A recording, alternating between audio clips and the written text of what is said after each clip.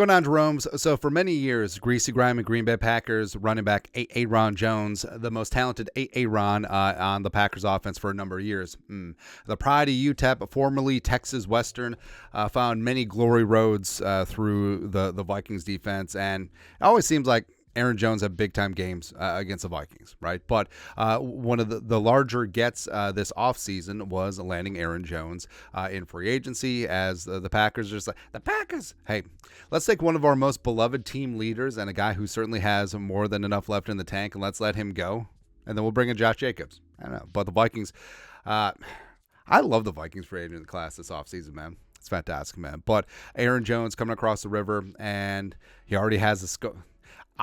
Again, we fully understand that this is like a situation where, say, a couple breaks up and then the girl just starts dating you because she knows that it's going to piss off her ex. But you're okay with it. You're kind of okay with it. And I'm fully ready that Aaron Jones is going to have like 300 yards rushing this year, but 2 100-yard games against the Packers. It's going to be funny, man. But Aaron Jones, even at an advanced age, still has plenty of leadership, still has plenty of plenty of gas left in the tank, running the ball as well. He's a great receiver. And yeah, as evidenced by his last 5 games, 5 100-yard games, averaging 5,000 yards per carry, 3 tutties against the Cowboys in the playoffs, and it was great. And frankly, if they rode Aaron Jones a little bit more in the Niners game, they'd probably win. But that's okay. It's okay. And the Vikings running back room, so the cut bait with Alexander Mattison. Ty Chandler hopefully can rise up in year 3, but I think Aaron Jones in this spot is fantastic. King Kenny all of a sudden has a ton of value now that the kickoff rules have changed. And Dwayne McBride, last year's 7th-round pick, we'll see. We'll see if he gets something going in year 2. But what is the number one thing that Aaron Jones brings to the table for the Vikings? Beyond his ability to run the ball, beyond locker room leadership, beyond him as a receiver, it's pass blocking. And I feel like that's a slept-on aspect of a running back and its values. Like, everyone loves seeing the highlights. Everyone loves seeing him. Ooh, he juked 2 guys, and then he leapt over one and ran for the touchdown. But can you be on the field all 3 downs? Because there is a lot of value of when you're on the field, the defense doesn't know if it's going to be a run or a pass, and it can be both. And Aaron Jones has been a phenomenal pass protector throughout his entire career through 7 seasons. So last year, Madison, who was ostensibly RB1, as well as Ty Chandler, who got some work. So Madison had 82 pass blocking snaps. He allowed 9 pressures, which is 11% rate, as well as 4 sacks, which is not good. Ty Chandler, who... Ty Chandler nailed it. But so Ty Chandler is explosive as is all get out, as well as a great receiver as well. But what O'Connell has not so subtly hinted at is that Ty Chandler's pass protection isn't quite up to snuff. Now, he's had 62 pass blocking snaps last year, 9 pressures, 14.5% pressure rate, and also allowed 4 sacks. Aaron Jones, throughout his entire career, has given up 4 sacks in pass protection, whereas Madison and Chandler each gave up 4 last year in part-time work. I think that sort of stands out.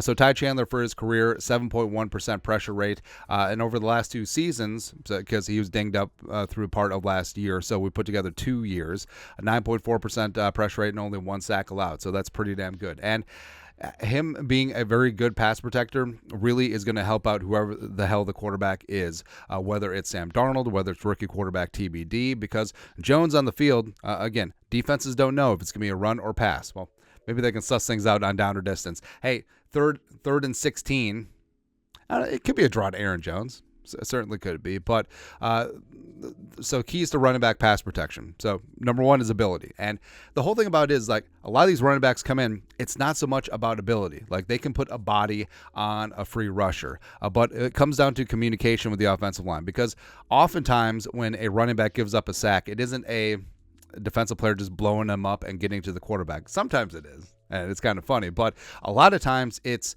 simply a miscommunication where the running back goes to the wrong gap, or they don't read the defense correctly, or they don't pick up the free rusher, or that it's like an Olay situation where they find themselves out of position. They can't get enough leverage. They can't get a body or get any English on the defensive player, and they come in for the pressure or the sack and disrupting the play, right? And so communication with the offensive line is key. And the Vikings, they do have one of the more veteran offensive lines in the game, despite being young. I understand that's an oxymoron, but let's roll with it. And Bradbury, for all the knocks against Bradbury, he is very good at calling protections, as well as he's very good as a communicator. That's where all those years of experience do come into play. For the running backs, I mean, when you're coming in cold from college, man, you've been the man, you've been the man, you've been the man. It's like, it's like DeWayne McBride. So DeWayne McBride ran for 5 bajillion yards at UAB. They didn't really throw the ball much. So McBride, A, wasn't asked to catch the ball much, and B, wasn't asked to pass protect much, and that showed up. And that could and should be one of the reasons why he didn't really get the time of day as a rookie. So communication with the offensive line is when a blitz is coming, like who's got who. And that's what they always do. Like whenever anyone calls out, hey, 54 is the Mike, he's the Mike, and then all of a sudden on each side you have your counting system, and each guy picks up their assigned number, their assigned gap, their assigned responsibility, right? And if there's a breakdown in that, can be kind of tough. And a lot of time it is the running back, because there's a reason why it's always the same 5 along the offensive line, because communication up front is key, and it's hard to do. I mean, that's why there isn't, sub-package offensive linemen. But with running back, that can be highly variant, right? And yeah, Aaron Jones coming in, not having worked with these guys before, can be an impediment, but that's what offseason work is for. And I think Aaron Jones being a pro's pro and a veteran's veteran will be fine.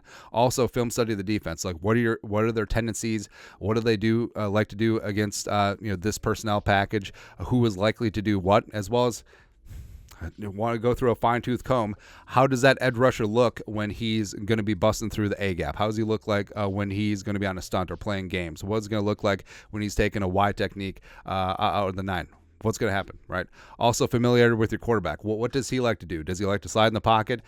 Does he bust out at the first sign of pressure? Does he like to step up? Where does he like to step up? Does he like to step up into the A's or the B's? Does he slide to his left or right? So that also comes into account. Also, like we said, the threat of you running, as opposed to, like, if it's 4th and inches, probably not going to be throwing it. You could be. Same thing with 3rd and 18, absent a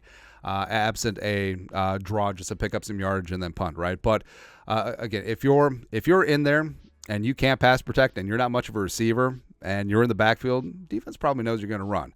Or if you're just a pure scat back, you don't really get many carries, but you're in there purely for pass protection and receiving. That's also going to be a bit of a tell. So I think that's why Aaron Jones does bring a lot to the table in this spot, and it really is going to open things up in terms of the passing game, where all of a sudden, I think with Aaron Jones in the backfield, you're going to see the Vikings pressure numbers along the entire offensive line suddenly get a lot better. I think that you're going to see pressure rate, sack rate, and all the pressure rates on quarterbacks, whether it's Darnold or rookie TBD, go down. So I think that's a really slept on part of it, and I think that Aaron Jones, first off, he's still going to be a very good running back. He's still a very good receiver, but his pass protection, I think, is going to be the X factor that takes this offense to the next level. But your thoughts are thoughts. Numero uno, thing that Aaron Jones brings. Let us know your thoughts and our thoughts in the comment section below. Subscribe for daily Vikings takes. Want to support the work?